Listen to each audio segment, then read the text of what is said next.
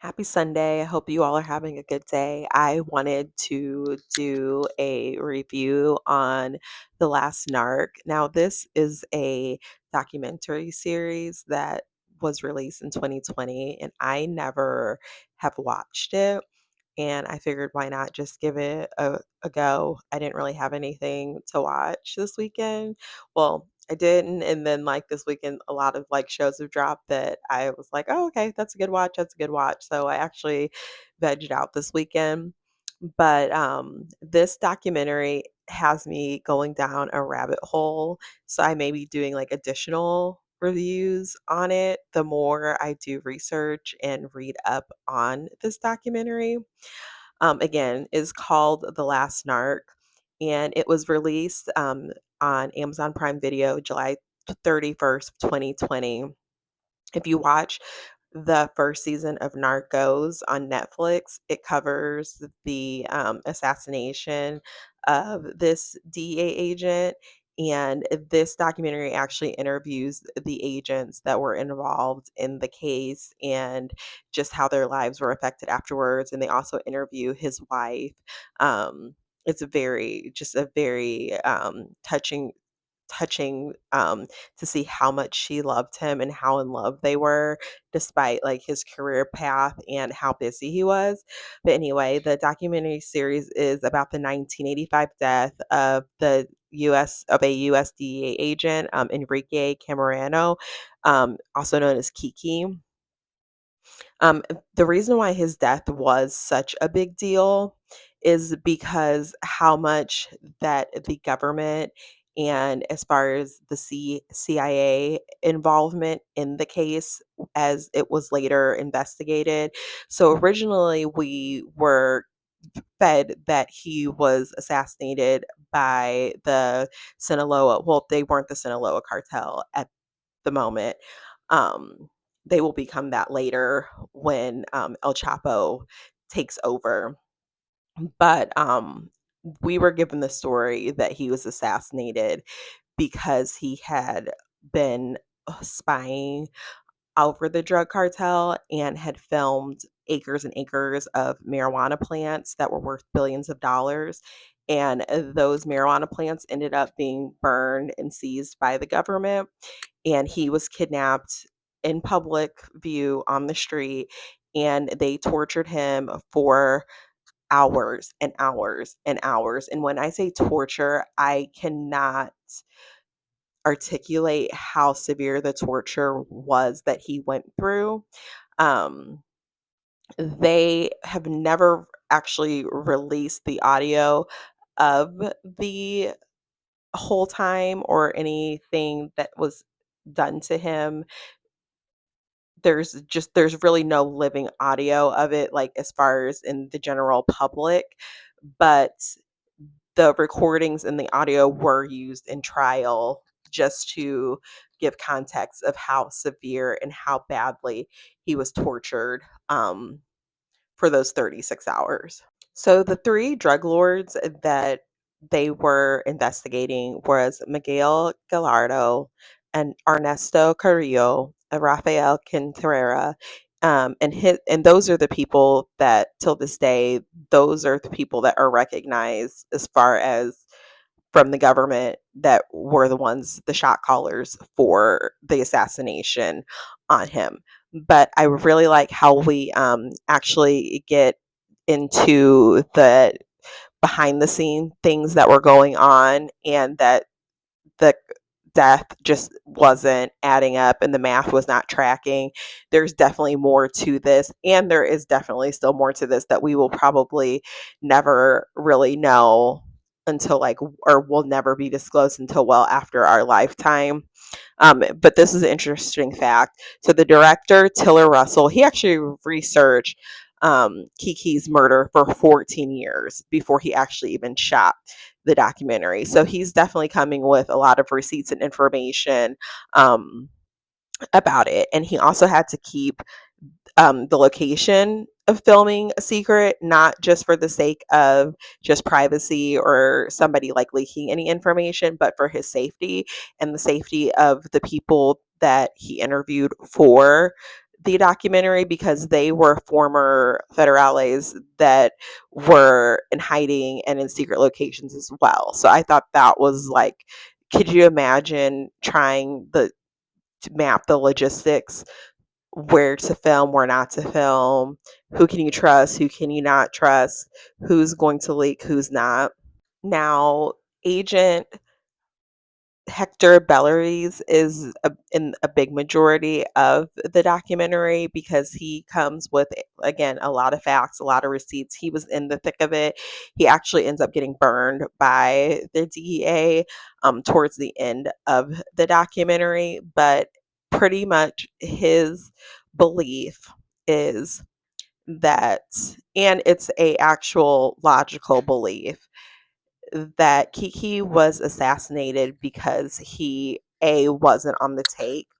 So at the end, and not to jump around, but that if this is true, it tells me all I need to know, is that there were cartel members that were responsible for making money drops to agents, and this specific agent says he knows that this specific cartel member knows the specific agent, that he can say 100% that he was involved in the torture and assassination of Kiki, because he had dropped money off to the specific agent, and that the agent was angry because at one specific drop he was trying to divide the money amongst the agents, and from the office space he was talking about that Kiki worked in, there weren't many agents in that office, and they were trying to divvy up, it was like $4 million as a quantity,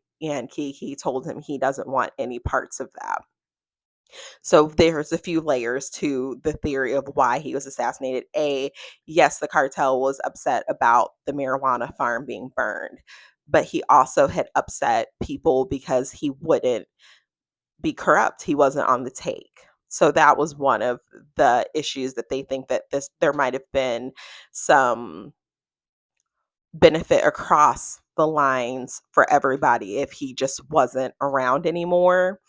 And then also they get into the fact that they think that he was going to rat, but from what, on all accounts, from his wife, their plan was actually to get out of the business because he didn't want to miss any more time with his family, the danger involved and all that. They had a get out plan at one point, and then plans fell through. So it's just sad to think that if he would have taken that out, he might still be alive. Like, that's really sad. So Hector's other theory was that the Guadalajara cartel, the CIA, and a rogue agent from Cuba were also involved in coordinating the kidnapping and assassination and torture, because, and it's a long, so sorry if it's the longest explanation. I'm just trying to explain it without missing any pieces.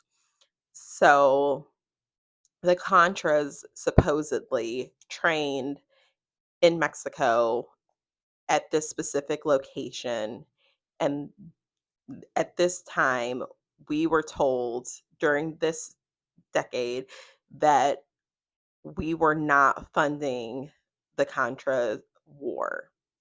But in 2026, we know that is not true. So that has been confirmed. We know this portion is not speculation.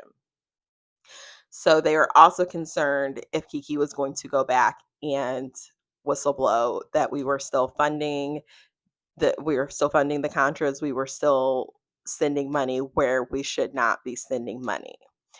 Also, they think that he knew that the United States government was also on the take. So when he was initially murdered, and it's so sad, they just dumped his body and they dumped the pilot's body on the side of like the road like trash. Like they had to like It was just sad. They're, like, wrapped in plastic, and it's, like, the tape when they show them, like, putting their bodies in the back of the truck to take them to get an autopsy. I'm just like, "That's horrible to, like, serve your country, and then this is, like, how you go out, and you're an honest police officer." Like, that's sad. That's another tangent for another day, but supposedly he was aware of all the things, and he had proof of all these things, and that is the reason why he was ultimately assassinated, which again, it's all speculation because we don't actually have access to like any of these people, and I don't know any of the people that were involved, of course, but it is definitely some fire there to me. And in my opinion, I definitely believe that the government will do what they need to do to cover up things, and not to sound like a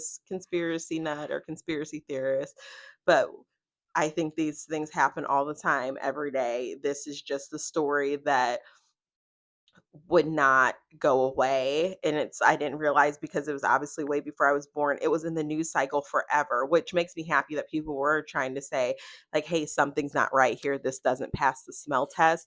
Because when he was first murdered, yes, they said that they were going to get justice and do all this investigation, but I mean, they're really till this day, I don't feel like the full extent of justice that like you deserve after being tortured for 36 hours for something that you weren't even getting ready to do. Um, because you're worried about him like snitching or, leaking information. But I feel like there's definitely some truth there because they the higher ups didn't face accountability until a lot of push and a lot of pull, or until their their government connection got pissed at them for something else. So it wasn't like they were arrested for that specific crime and for the killing of Kiki. They were arrested for something else, which is pretty much, I'm sure that's like how they do things. They have to make deals across lines to get what they need and what they want, and then their plans executed. So I'm sure this is just a normal day, everyday occurrence, but again, a father lost his life for an accusation that he might tell information that we still to this day don't know if he was going to tell or not, because this is all speculative, of course. And again, I feel like there's definitely some truth to that because Hector, he investigated this for a long time, and eventually he ended up, so the doctor in the recordings, they say that and they've confirmed this too. So the cartels supposedly have a physician on hand because when they go on these long parties and long benders for days, people will OD. So they need a doctor on hand to treat the people when they OD or get sick or whatever after these 5 days of, you know, ingesting copious amounts of drugs. So that the doctor to the Guadalajara cartel was actually there when Kiki was tortured, because your body can only take so much pain and so much physical assault before you go into shock. So he would let Kiki go into shock, and then he would administer medication to at least make him somewhat aware of what was going on, and then the torture would start all over again. So Hector went and he actually kidnapped they say it's kidnapping. I would say they arrested somebody who was involved with someone's murder. I'm sorry. Uh, call it what it is. They ended up, after months and months of legal back and forth, the doctor was released and he was returned to his family, and he was treated like a hero and got the hero's welcome when he came back. And then Hector, Mexico actually issued an arrest warrant for him. And the other reason why I believe what he says to be true and it makes sense to me is because he kept trying to investigate the case, and then eventually the higher ups told him it'd be better if he spent his time elsewhere looking at other cases. So they closed the case like without closing the case. Well, eventually things just came to head, and then Hector did eventually end up retiring early. And the reason why he says he's doing this documentary and participating and telling everything is because the warrant for him in Mexico is expired. So I'm like, that makes sense. Like, you want to protect your interests, you want to protect yourself. You've been gone for so long and you have a family and you have kids. It makes sense. Like, now is the time. You're getting older. You want to go to your grave with a peace of mind. So that makes sense to me.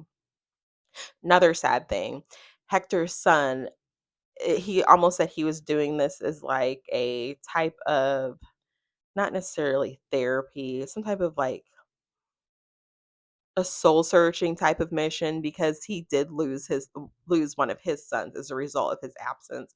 So unfortunately his son unalived himself because he was really depressed because he felt that he didn't wasn't loved. And I can only imagine what that feels like to have a father that's absent for like up to 7 months out of the year and misses all the big events in your life. So that has to be rough. And it's rough on him. You could see like the physical like response. And he was trying to be tough and hold it in, but you could definitely tell that that affects him. Now there's 3 former cartel members, like I said, when they're really careful of where they film and the secret locations and trying to protect them. The 3 that they talked to was George Godoy, and I need somebody to check on George in 2026 because George is not okay. And I don't mean that to be funny or make jokes, but when you see the weight of someone's bad decisions and living in internal guilt, he's definitely the poster boy. Ramon Lira and Renee Lopez, and they all gave accounts. And the crazy thing, and not the crazy thing, the thing that gives their um, telling of what happened more validity is the fact that Hector would ask questions about just the facts of the case, and all 3 of them were giving literally the same story. There was no weaving of facts or manipulation between them. It was like random facts that if you're telling the truth, you'd have to tell the truth in the moment. So it definitely gave some more credibility to their stories. There's also one other fact that they brought up into a possible person who could have been responsible for Kiki's death, and that is Felix Rodriguez. And he has been accused of being involved in Kiki's death just because of his involvement with the Iran Contra affair. And again, trying to get that money to a conflict that we said that we weren't going to be involved. The United States said that they weren't involved in, but they really were. So behind the scenes, he definitely had a lot of involvement. And there were people confirming seeing him at the training site where the Contra soldiers were doing training and where drugs and weapons were exchanged. He is still alive to this day, and he actually denies any involvement. I mean, anybody would. Like, he denies his involvement in Kiki's assassination. But I definitely suggest watching the documentary because there's definitely, like I said, where there's smoke, there's definitely a lot of fire. They did come with receipts, and a lot of the information that they provided did have a lot of validity to it. So, as for the cartel in 1989, it was not disbanded, but it became what we know in our lifetime as the Sinaloa drug cartel that was headed by El Chapo. I mean, I think that's become a pretty much household name just from how much he became so popular from being in hiding and on the run and being in the news, and to his eventual capture and escapes and recapture. But like I said, the Guadalajara cartel became the Sinaloa cartel because Miguel Angel Felix Gallardo was finally arrested for the murder of Kiki, and they have become not disorganized. They're still disorganized, but they do run things differently. So there's not the major heads right on top of the come regional divisions with people that still run those separate factions. So if you're looking for just something, it's like 4 episodes. It's not long. It's very fascinating. I will be doing more research on it because I just feel like there's so much more information to learn. And I feel like this does deserve a deep dive. So I can't wait to share more with you. And again, The Last Narco, or The Last Narc on Amazon Prime. Sorry, I'm tongue tied at the moment. And then if you want to just kind of see more of a cinematic version of it, you could watch it on Netflix. Season 1 of Norcos. Definitely a great watch. But bye.